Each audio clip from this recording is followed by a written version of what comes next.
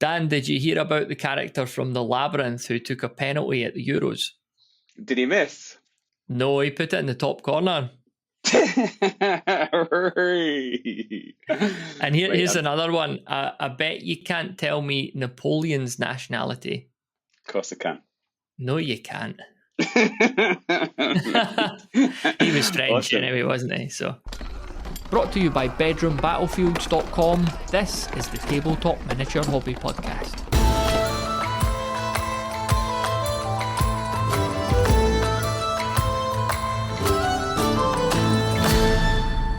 So I think I told you in our last conversation that a gentleman moved from a different city in China down to my city.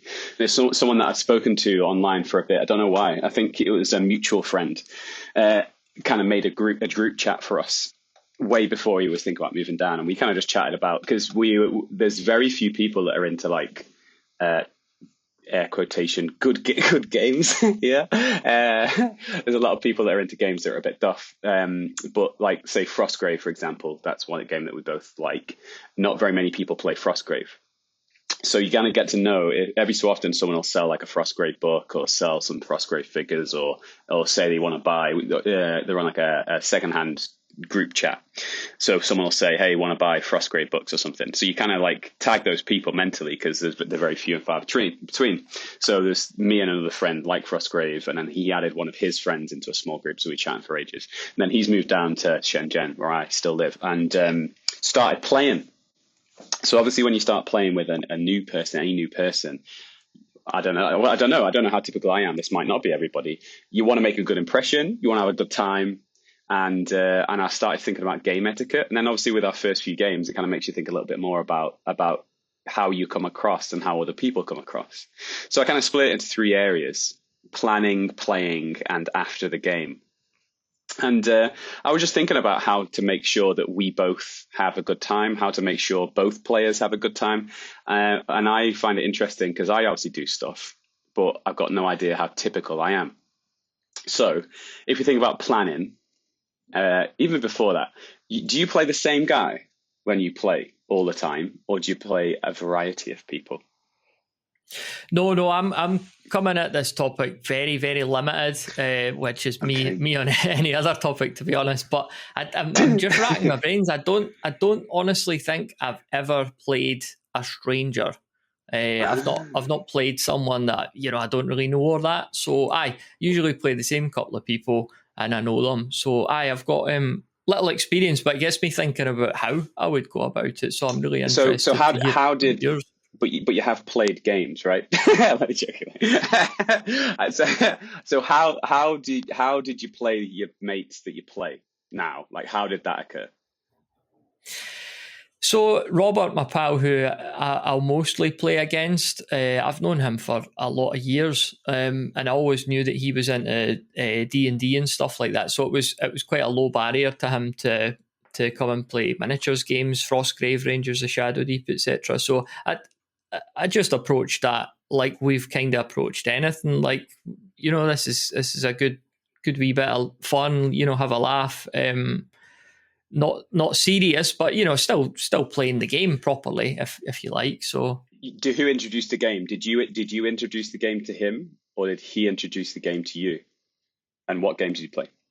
Yeah, I introduced it to him. So we played a few different games. It's always been a game that I own. I'm bringing the miniatures to terrain. He's just basically to turn up and usually beat me. But it'll be.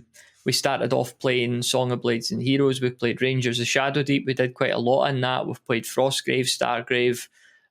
We've done a few different games now, yeah. So let's take any one of those given game scenarios, right? So how much time do you spend before the game, like planning, like thinking about what mission you're going to play, thinking about the sides? So if you take a Song of Blades and Heroes, that's a skirmish game, right? Mm-hmm. Yeah. So how do you go about assembling forces? How do you go about balancing them?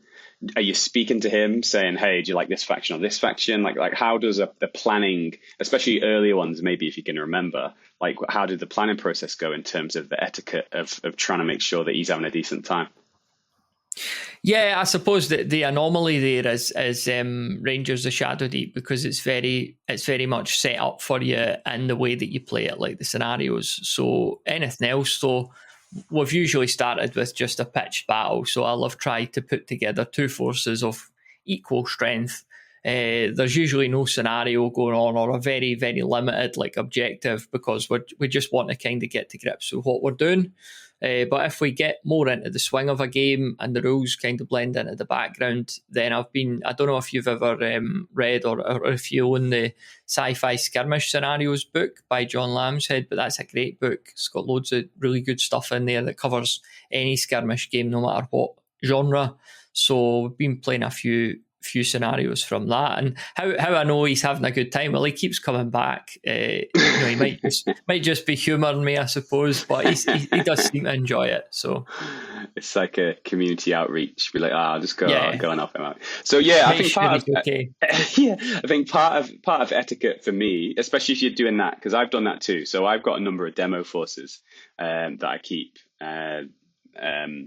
Both like at least two factions for, because previously to this guy, same thing as you, kind of like would have to organize games and bring all the stuff because the person was willing to play but not necessarily willing to buy in, which I totally got.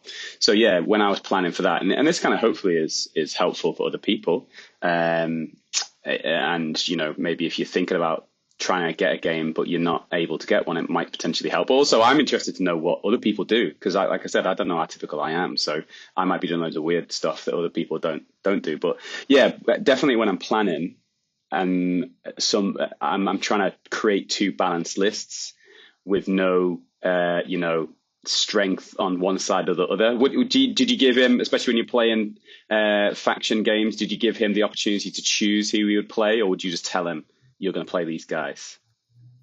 No, I think I've always given them the choice. So I'll put both war bands on the table, and it's generally a good guys, bad guys fight. So he gets to pick his sides. So a big part of etiquette, I think, is letting the other person choose, which was a bit annoying for me sometimes, especially when I was playing Star Wars Legion. I had a mate who played quite a number of Star Wars Legion games with me, and I really wanted to play the Empire. I've got the Empire and the Rebels, like old school Empire and Rebels, and I always wanted to play the Empire. And I kept on like making these two balanced forces, and I was like, who do you want to play today? And he's like, Empire. I'm like, ugh!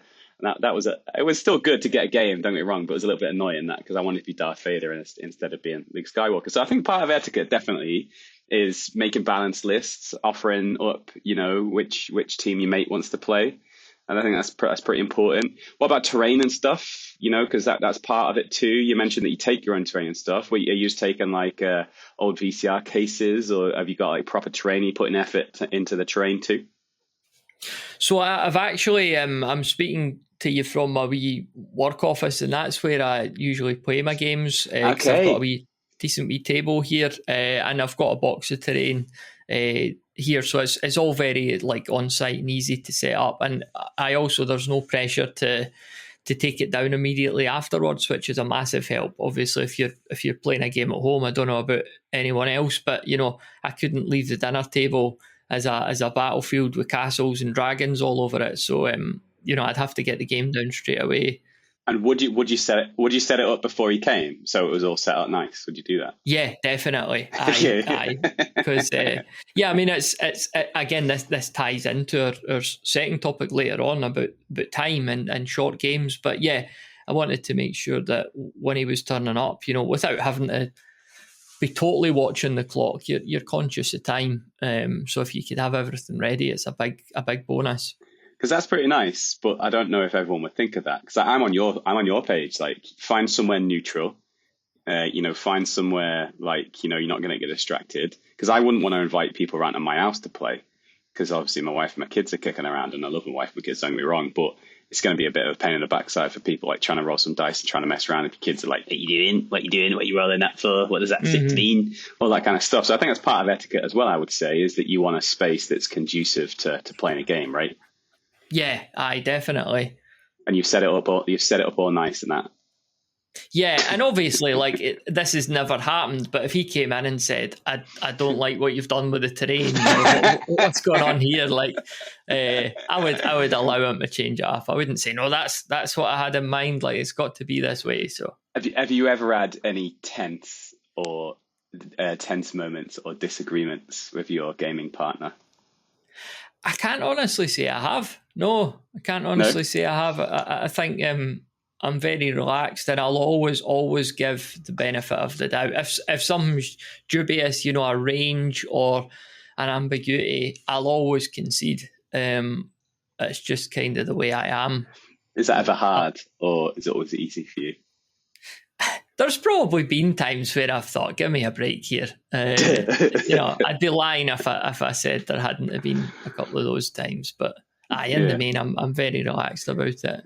We kind of naturally move on to playing here, but have you got anything else you want to mention in planning? We kind of like, in terms of etiquette, I think, if you're planning a demo force, I think a demo game and you're bringing all the stuff, two balanced forces, give your opponent the opportunity to choose, try and find some neutral ground or neutral territory where, that's conducive to playing a game, try and set it up, before your mate comes, because it's no fun unless he's like into just watching you like shuffle around.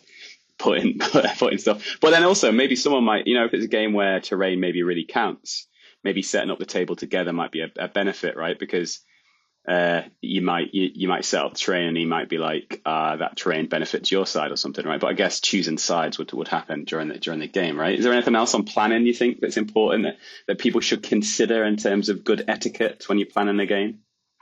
So there was that thing that you touched on, and this applies to people like in my situation who are providing everything, the terrain and the miniatures and stuff. So before I've just been picking two forces, I've been selecting the miniatures and that. But what I'm looking to do going forward, especially as I'm working on my own game and it has various troop types, like there's elite, there's core, there's mercs, there's thugs, is to give him the opportunity in advance to say, look, we're doing this scenario.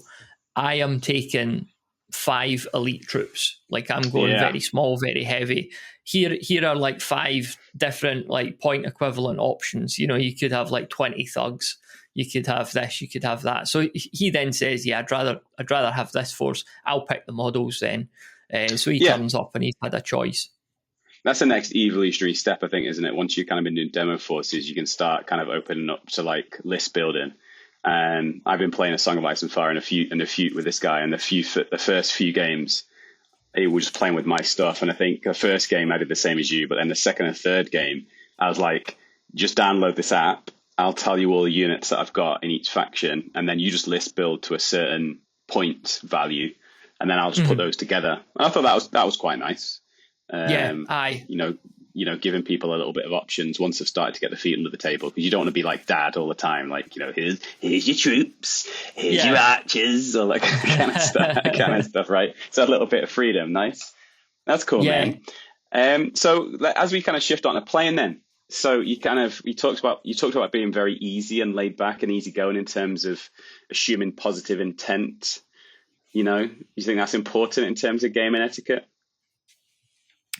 I think it would certainly be important, again, not speaking from any experience, but if you were playing someone for the first time, I would find it jarring if I met somebody for the very first time and was playing and they were, keeping a close eye on my dice rolls and looking at measuring distances, and I would find that a bit off-putting. I would start to think, I don't know if we're at the table for the same reasons here. So what about you? It's hard. Yeah, I'm the same. It's hard sometimes. I find it hard sometimes because I think how I always deal with it is I always talk about the intent of the move I'm doing, and I always ask someone's opinion. So, like, if it's a charge distance, right, for example, or range, right, of a like a ranged shot or something, I'll always measure it. And I'll go, could you just measure that, mate, and tell me how far you think that charge is? So I won't try and cloud someone's judgment by because what I could say is I think that's 11-inch charge. Is that 11-inch charge? Because then I'm clouding their opinion with mine. Does that kind of make sense? So I'll Yeah. measure it, and I'll say, could you just do me a favor, mate? I'm thinking about charging there. Could you just measure it and let me know what distance charge you think it is? And if he's like, oh, mate, it's 17 inches. And I'm like, in my head, I'm like, it's 11. I might say something. But if he says 12 and it's 11, I'll be like, yeah, okay, cool. Because I think that makes the person feel better. It makes them feel good, right? Does that kind of make sense? But I don't know. But this is me. I don't know if I'm thinking too much into it. Do you know what I mean? Am I thinking too much into that? I don't know. No, and I also, it gets me thinking that there's narrative reasons here as well. Like an example or two examples here. Imagine you had a little goblin or a snotling, right? And he's somehow rolled a bunch of sixes, and he's wiped out a unit, he's wiped out a giant. Like this little guy's creating a story that you'll talk about for the rest of your gaming days. And then your opponent wants to shoot him with a cannon, and it's obviously like half an inch out of range. And you think, come on, don't take him out like with this. Whereas on the flip side, if you've got like, the goblin wants to shoot this shield off the wall with his arrow and drop it on the giant's head and create all this chaos, which would be really cool, and he's half an inch out of range, you'd be more inclined to say, go and take the shot. Like, I want to see what happens here. So I think there's maybe that narrative aspect as well of the benefit of the doubt when something cool and really interesting and cinematic could happen versus you're just being rotten here. You're going to take out the hero goblin with this cannon and spoil everyone's fun. So I don't know. That's maybe just me. What would you still have that good feeling and good intent if you didn't feel it was being reciprocated by your opponent? If I was always conceding and they never conceded, you can't deny that would eventually start to get to you. I think everyone would be the same. Yeah, maybe not. What do you think? I don't know. Yeah. I sometimes I feel that niggle because I think we should, when we play war games, especially if we're playing against each other, there needs to be a certain element of wanting to win, right? Or wanting to pull off the things that you're intending to pull off. But you've not got to let that overpower anything else, if that kind of makes sense. Because if you're genuinely not bothered about who wins, I'd be inclined to think you're either a liar or a unicorn, if that kind of makes sense. I think naturally we wanna be competitive to a certain degree, I would say, but it's about keeping that in check, I think. But yeah, there has been certain situations at various different times that I've been playing where I've kind of felt that the person's skewed it slightly, where I'm missing out a little bit more and they're benefiting a little bit more. But it is hard sometimes to maintain that cool. But I think how I deal with that a lot of times is, like, say someone's forgotten a rule. So say someone's trying to attack me, and then they roll the dice, and then just before I roll any saves or whatever, they say, oh, I forgot this rule. If it's not affected the game in any way, I'm totally happy. I'm like, yeah, man, that's fine. Go back and do that. That's fine. But let's say if I've then rolled my saves, and then the person says, actually, I get 3 more attacks because of this. I tend to fall back on the 4 up. So I go roll a dice. If you get 4 or more, you can do it. If you get 1, 2, 3, unlucky. That kind of makes sense, and that kind of takes it away from the personal nature. Sometimes it gets a little bit personal with that. So put it on the dice takes it away from your choice or their choice, and that kind of helps, I think. And that's quite an old school thing. I think I read that in like one of the first ever rule books I ever read, I think. Yeah, no, it's a good way of doing it if you're in the situation where you feel that you should maybe fall back on it. Like you're saying, it depersonalizes it, and the dice is the dice. And yeah, a lot of rule books that I've read have had that little disclaimer, like if there's a disagreement, just roll on it. So, absolute stinker that I've had in the past is someone didn't even build their force before they came to the game. So we only had 3 hours to play. The guy rocks up. And I've like got all my little guys all set out on the side of the table because he was late as well. So I've got all my guys set out on the table, got all my cards ready, everything's all ready to go, just waiting for deployment. And then the guy rocks up and he's like, "Oh mate, just give me a bit of time. Need to set up my list." I was like, "Mate, what?" He's like, "Yeah, it's just list building in front of me." And honestly, it took about 40 minutes from starting to getting to the point where I was when he arrived. I obviously didn't say anything. I don't want to be a prick, but I was like inside. I'm like, mate, I didn't come out all this way. I didn't make all this effort just to sit and watch you building a list. Like, so I think that kind of fits in with etiquette. But who was that then? Was that somebody you knew well, or mate? Yeah, no, I didn't know them super well, but I don't want to embarrass anybody because they are a good guy. Don't get me wrong, and they didn't do it again. But I didn't really know them too well at that point, and I was a little bit unsure about whether to say anything. Mhm. So I just kind of sat there, like I didn't really know what to do either, to be honest, because we weren't playing in a store or anything like that. We were playing in like a place that we'd agreed to meet, and it was just a bit like, it was a bit weird. But I don't know. I'd like to think that doesn't pop up too often. But that's definitely a bit of etiquette, like definitely poor etiquette on that guy's part towards me. Like, yeah, that's a bit pants. What about other playing stuff? Can you think about any other playing stuff that you can think about in terms of good etiquette, or things that you notice that are bad that maybe need to be fixed, or things that you do that you think is good, or things that you've experienced that you think are good? Just one of the things that's like almost not relevant at all, but I'll always make sure the kettle's on. A couple of coffees I find is good for a game, and making sure that we can have another one halfway through. So Yeah. it sounds almost off topic, but making sure that person could get a coffee or a drink or whatever. Do you set a game time window? Like, do you say we'll meet at this time and I've only got 3 hours, or should we play for 3 hours? Like, do you have a time limit? Yeah, we almost always do. We've both got kids. His daughter's at school. He works, so it is usually how long have we got? We've got 3 hours, right? So, when he turns up, as much as we've not seen each other and we've been pals a long time, you've got quite a lot to catch up on. But at the same time, you're kind of conscious that we can't have like an hour conversation before we start here, or we're not going to get through it. So. But that's part of etiquette as well, I would say, isn't it? You would like, Mhm. confirming why you are here. Again, because I've Yeah. had that a lot, where like, especially this was like back when I was back and living in America, no, equally now here, is that I bump into people that are not from where I'm from. So especially when I meet them for the first time, they want to talk to me about the UK. They want to talk to me about where I've been. They want to talk to me about my experience. And part of me is like, I didn't come here. I didn't come here for, this is your life. This is your life. It's Yeah. that old school program in the UK that like, they get like old actors and that on, don't they? And they kind of go through the whole career. So I'm like, mate, this is your life.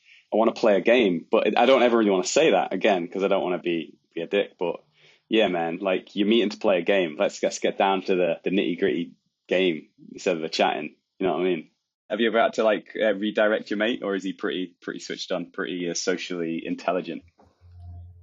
No, I think I wouldn't like to compliment him too highly, but he's never drifted too far off topic. Yeah. So again, I don't know. I don't know that would work for everyone and their close pals, because a lot of people, they will just naturally fall back on just chatting, off topic and that. So I Yeah, don't know. Like I say, I'm limited in my experience here as well. So. I remember in Louisiana, the culture is very um, community based, and it's very slow living. I remember initially getting a bit wound up at first until I got used to the culture, where you couldn't just go into someone's office and ask for what you wanted. Like, say if you wanted, I don't know, like some new paper to be ordered for the printer, right? You couldn't just go into the office and be like, hey guys, there's no printer paper left. Is it possible to order some more so we can do some printing? You couldn't do that. If you did that, it was proper rude. So what you had to do is you had to go in and dedicate at least 10, 15 minutes to just shooting the breeze. Just been like, hey, how's it going? Did you have a great weekend? How's the family? What have you been cooking up recently? All the kind of Louisiana staples of, like, it's like hunting, eating, and family, right?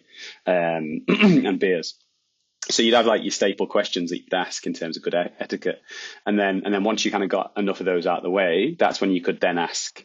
And that kind of transcended into gaming too, right? Because I would say 3 hours is like a really decent amount of time to play a game. Whereas in Louisiana, it was like you have to give at least 5. And quite often in the game store, and I thought this was strange at the time, but they'd like order food in. They'd order like Chinese food, or they'd order pizza in as part of the game. And I found that weird in terms of etiquette, because it was like, mate, I'm here to play a game. I'm not here to eat pizza, or I'm not here to eat Chinese food. I'm not here to walk around and chat to this other guy that's playing a different game. Like, Mhm. I'm here to play a game. So I guess every country and every different culture has different etiquette things. But yeah, man, 3 hours is a decent time, eh? Do you finish your games regularly, or do you find that you don't finish your scenarios? I just have two things to add to what you've just said before I answer that question. So, well, the first thing, when you're talking about Louisiana, that's really interesting. Like, did you ever have to phone an ambulance and spend 15 minutes talking about the operator's family and you bleeding out on the road? And the other thing is the food thing. Again, this is maybe just me, but there's a cool hobby shop like about 45 minutes from here that I'll go in now and then. And like a lot of these wee hobby shops, that they do Magic, the card game, which I've never ever played, but it turns my stomach because there's like they have like chips and nachos and that. They've got like a wee cafe bit and they all sit there eating nachos and playing this wee card game, and I'm like, this is horrible, stop it. So I would hate to see food anywhere near a miniatures game. I would just hate that. Not saying you can't go away and eat and come back, but don't eat and play. It's all part of why you're there, isn't it? You know what I mean? I'm not here to be scoffing. I'm here to be playing. But that's like the quintessential etiquette thing, isn't it? It's like they call it Cheeto fingers, don't they? Well, where you're eating your crisps or whatever, and then you touch on other people's minis. That's definitely a no for me. Like, that's brutal.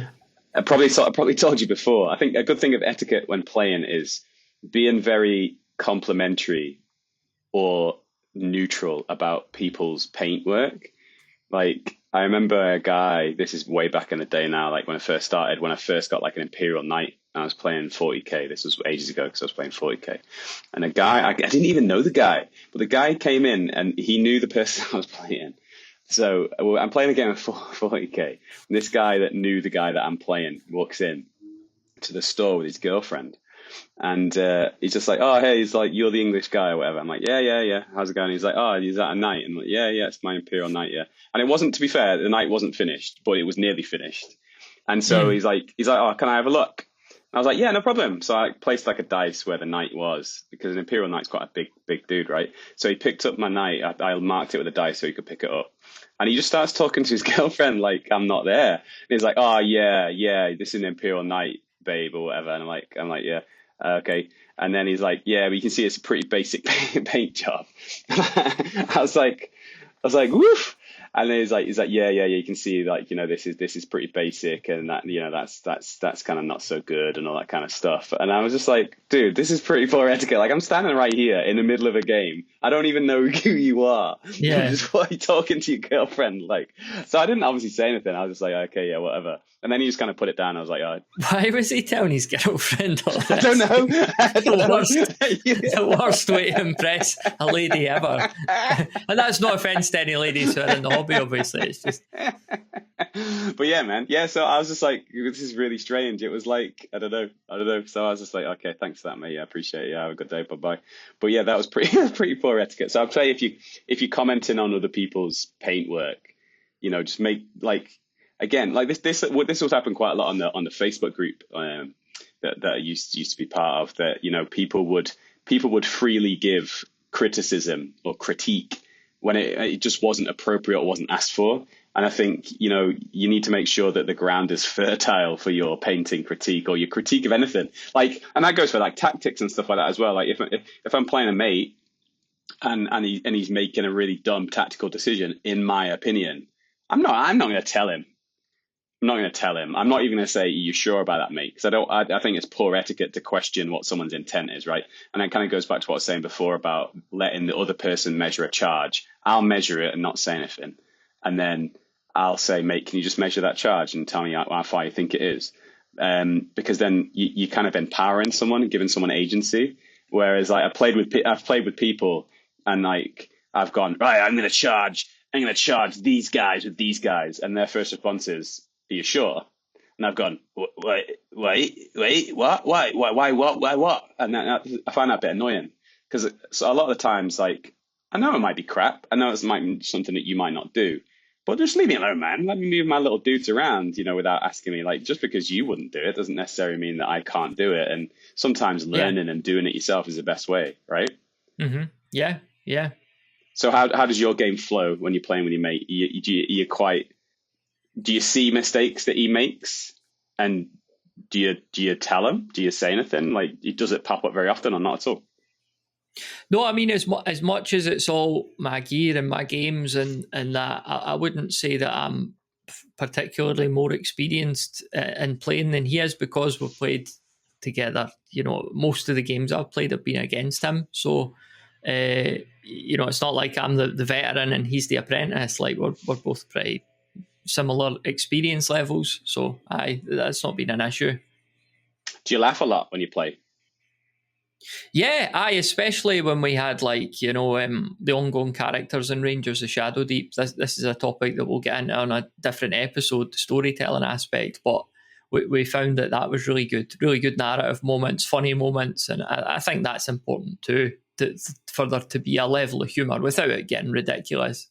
So the best experience that I've ever had playing games is playing a co-op game. It's called V Sabotage now. It was called V Commandos. If you ever heard of that game, so it's like a kind of a tactical espionage game where you've got up to 4 commandos and you move around the board. You have like a certain amount of action points, and then you do what you want to do with your action points, and then the enemy has like a patrol phase where if you're not detected, the enemies patrol around and potentially find you.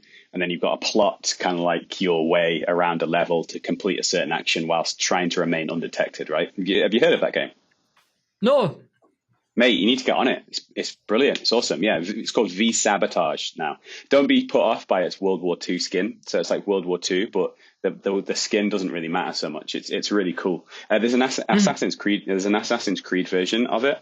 I don't like that one as much, but it's still pretty good. It's just that I prefer the V Sabotage one. But anyway, yeah. So the best experience I've ever had playing games was probably over about a 9-month period.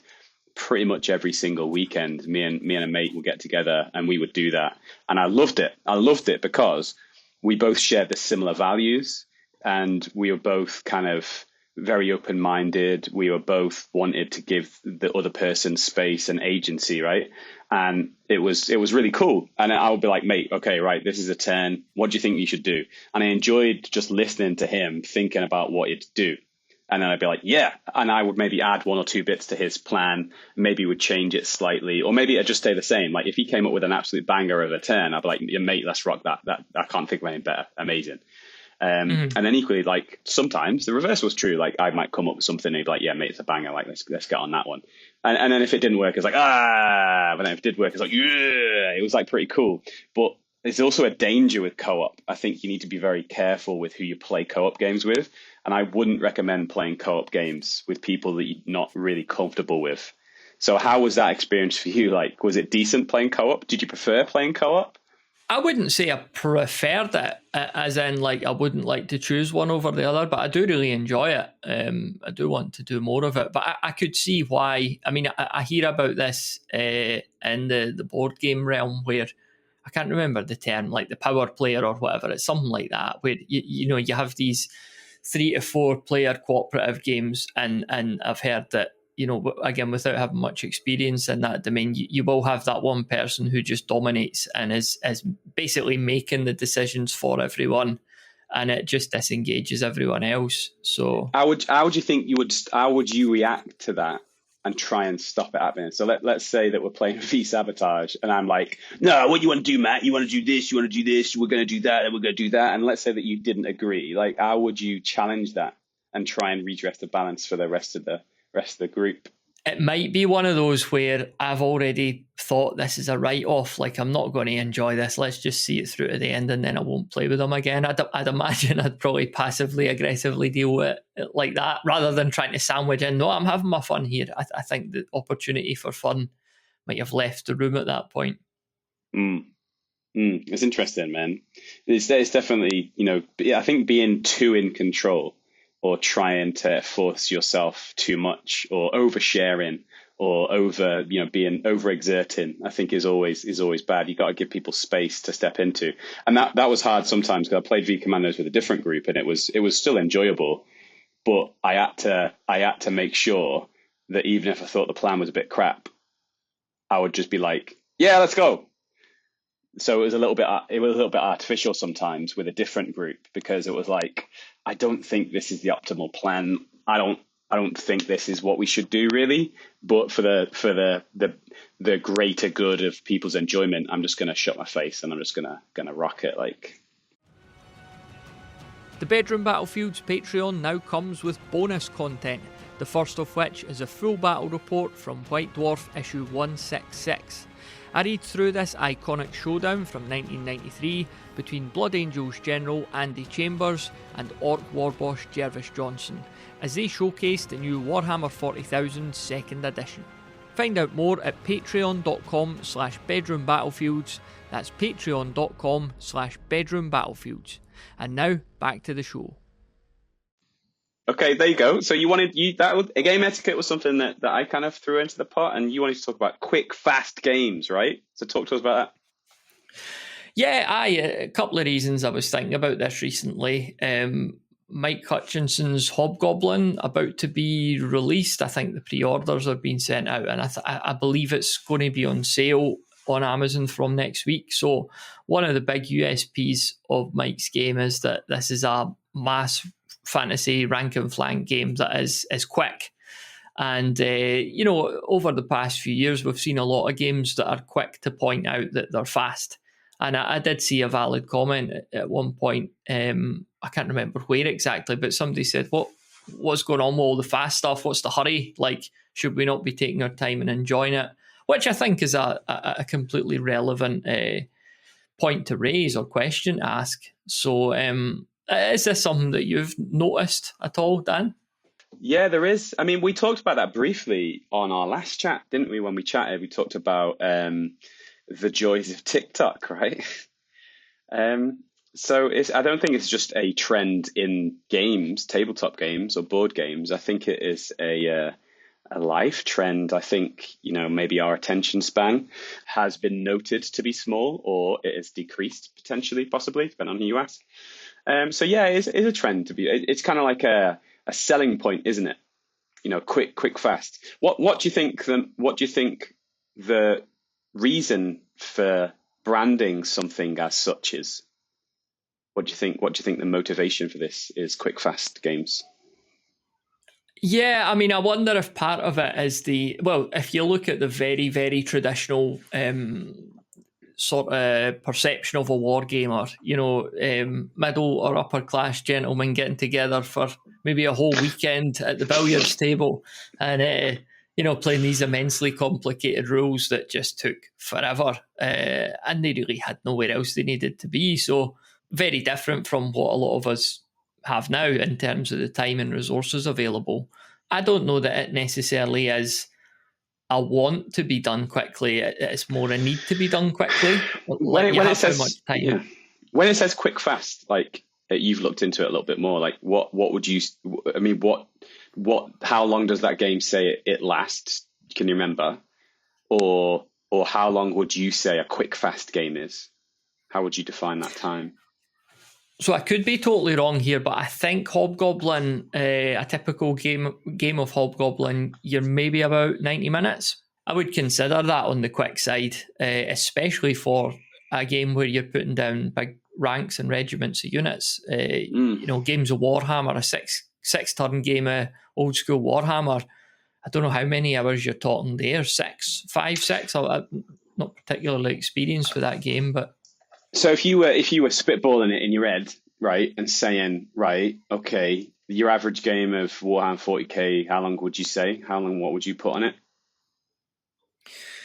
4 hours, 5 hours? Yeah, I mean, I played 40k in a light form as a kid. I've not played the modern version of it, but 4 or 5 hours, is that correct? So let's say 5. Let's say 5 hours, right? So what do you think people think is wrong with that? For this guy to create a quick, fast game? I don't think anyone was saying that he was wrong to do that. I'm not saying that either. I think there is not even a pushback, but people are maybe wondering, like, well, why not? Why can't we just enjoy a game of 5-6 hours length? I just think it's more a matter of being realistic. Like, if I was playing for 5 or 6 hours, I would need it to be a weekend. And weekends, unless it's exceptional circumstances, I'll always spend time with the wife and the wee one. So I wouldn't really want to say, by the way, on Saturday I'm going and playing a game for 6 hours. I wouldn't like to do that. So you think it's more of a me. family? Do you think it's more like a family thing then, as opposed to, like people have families or people have more commitments now than before? Would you say, or what?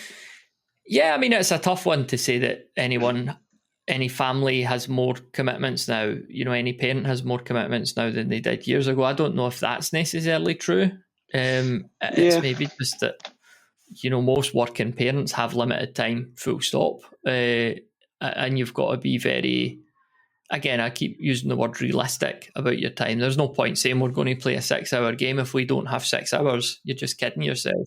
How long did your first game of A Song of Blades and Heroes last? Can you remember?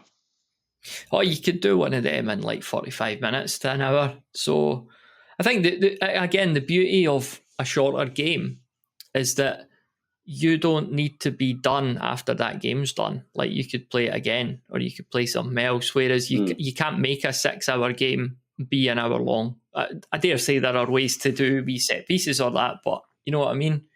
The thing that I'm digging around in is, like, I'm poking around this area, is what is it about the game that lasts 6 hours? Like, and who is playing a game that lasts 6 hours? So if we think about just like the games that are released now in any one given year, right? I think we kind of touched on this in a previous chat.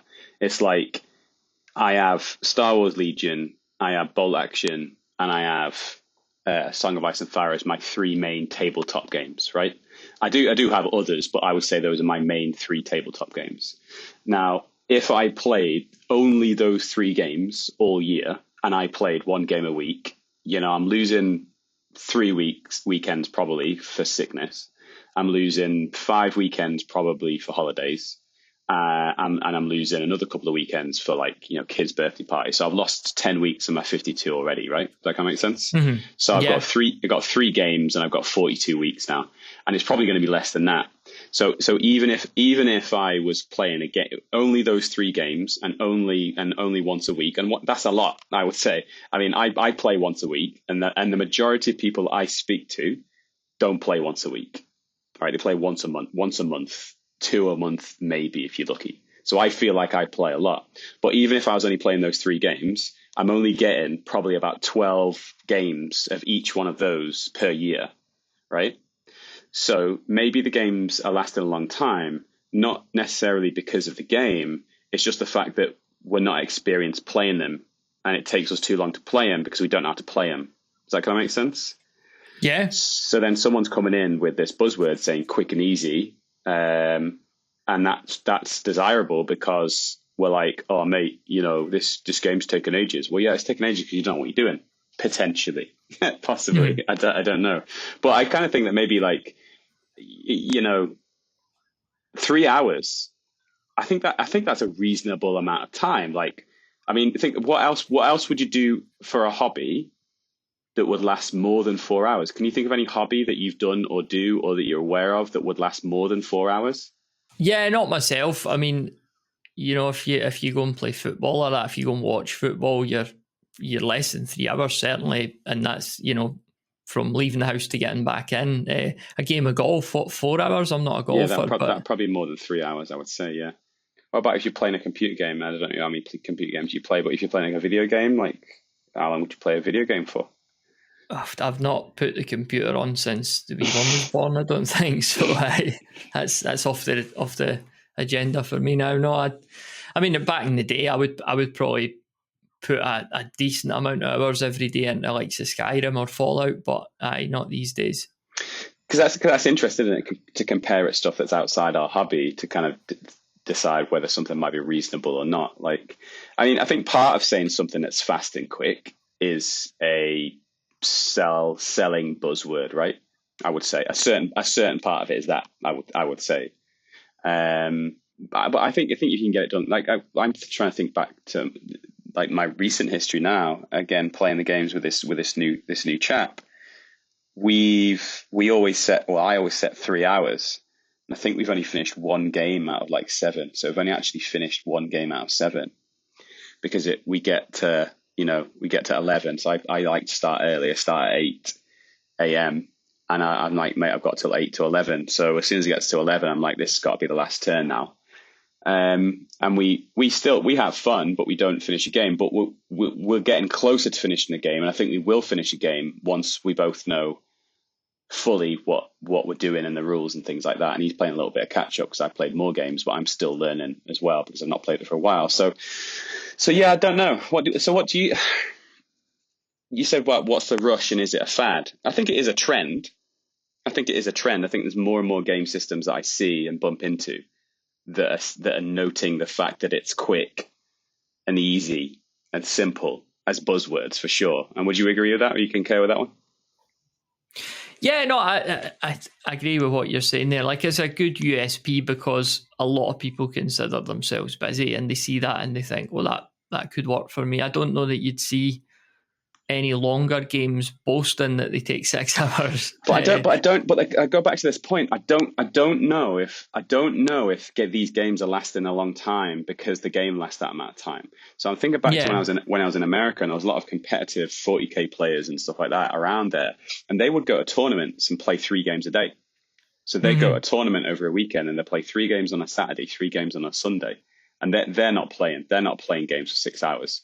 3 games. I think they get it 2.5. I think if you could get one, they get one nailed in 2.5 hours, 3 hours. I think they're happy.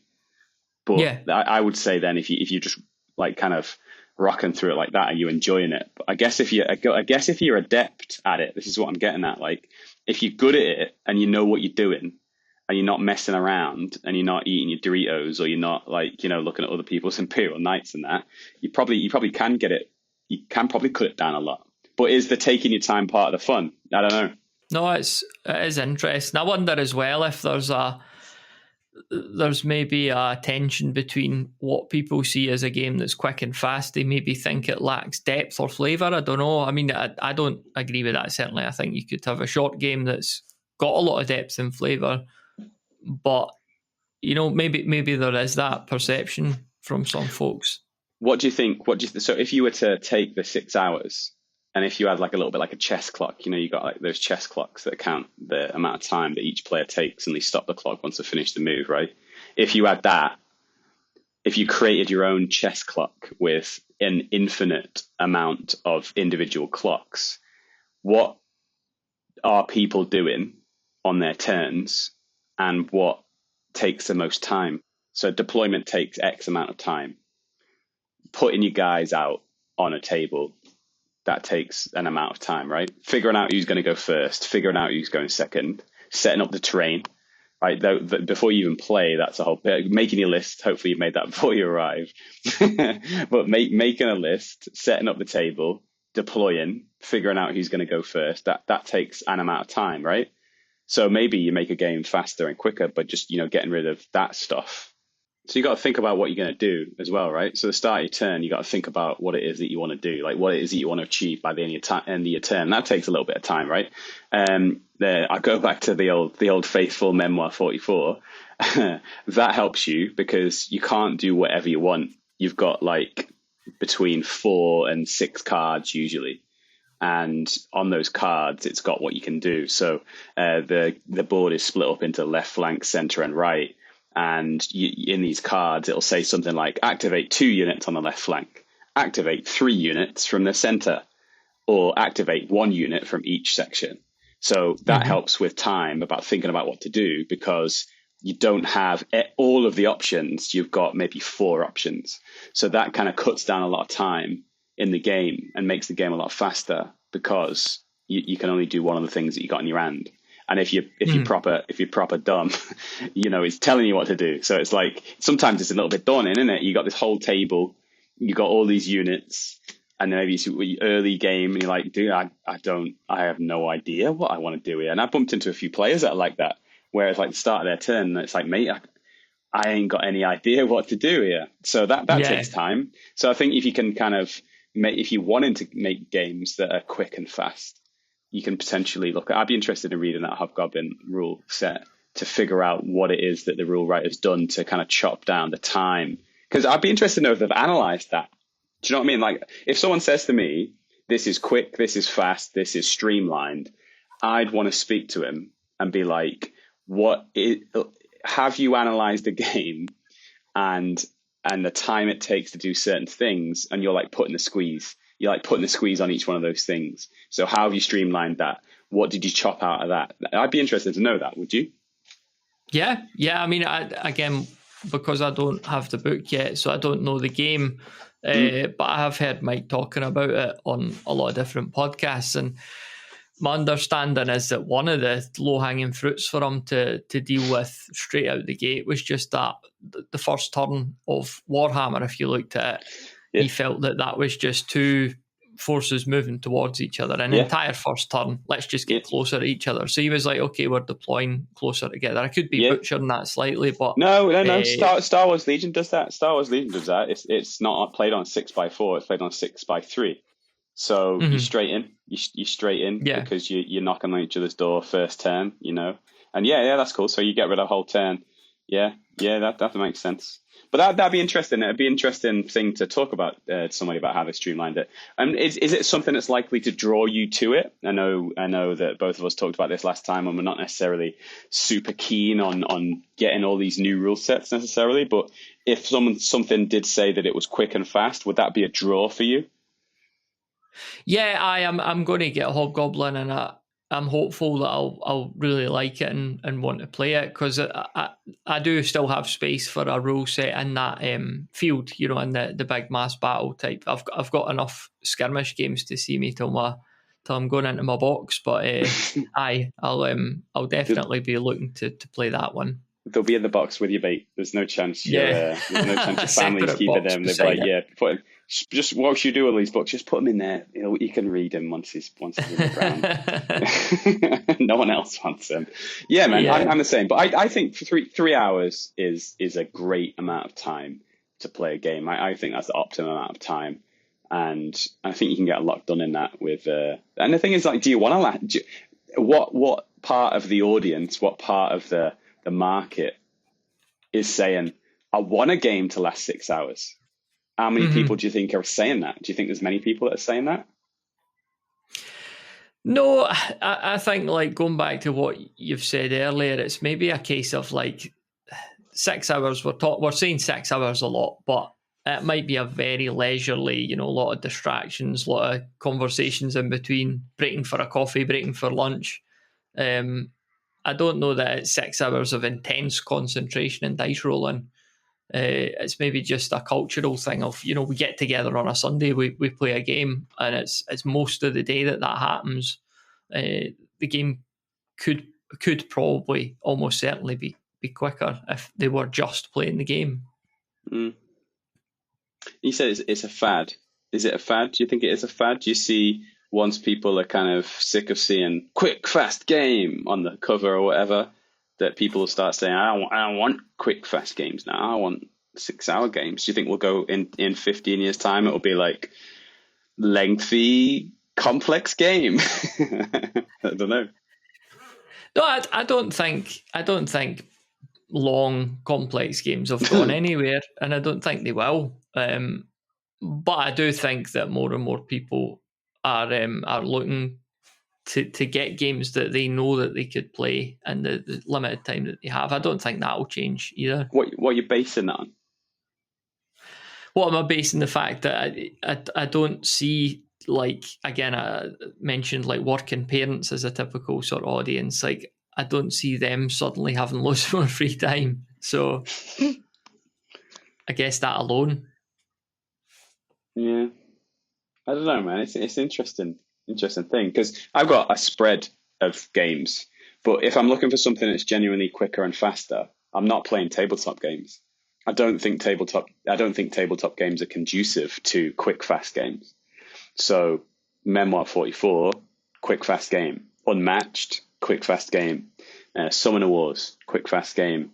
Undaunted, quick, fast game. And I've probably got about 5 others that I could. So if I'm genuinely looking for something that's quick and fast, I tend to not involve miniatures, because shifting them around, like measuring, right? So there's a whole bunch of stuff that I don't want to be doing if I'm time limited, right? So having a game with squares instead of like free measurement, right, cuts down a bunch of time.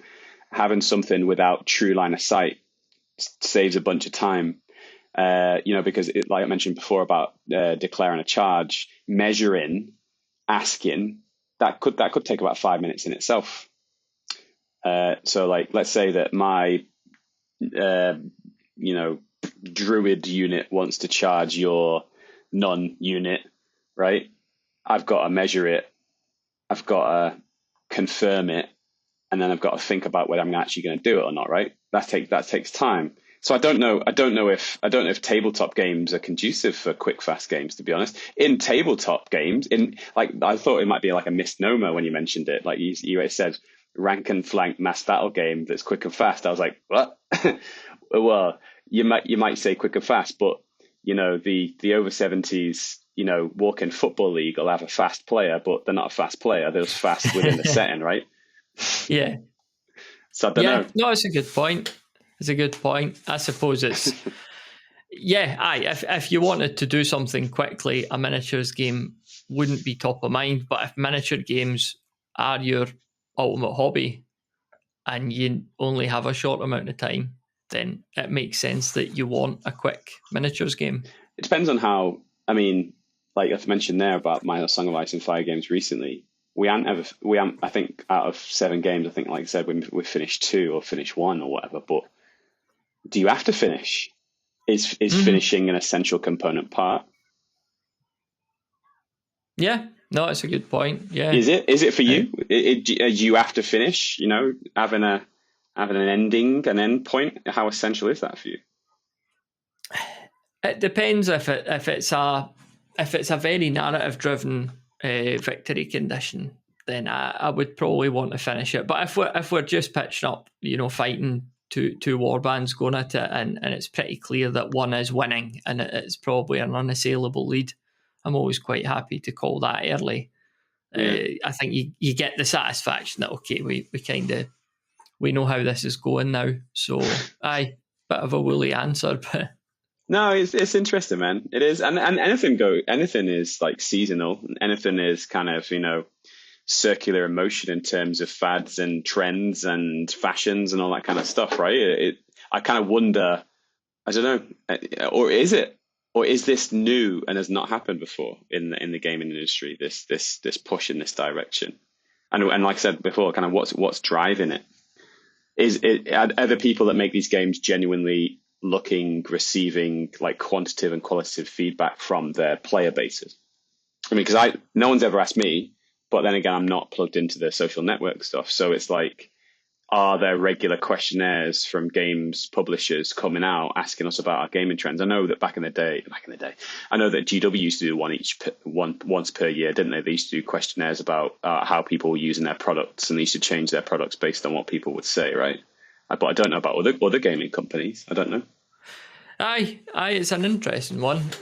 There's not really I don't think there's a conclusion or anything. It's just good to talk over it. I don't think I've achieved anything, but I've said words into a microphone. So no, you're right. I think it's just food for thought, and it's pausing, and it's a point of reflection, isn't it? But I think if you're seeing a 3-hour game as something that is quick and fast, I'd be interested in that, because I believe, for me as an individual, that 3 hours is a decent amount of time to play a game. That is the amount of time that I would look to play a game for.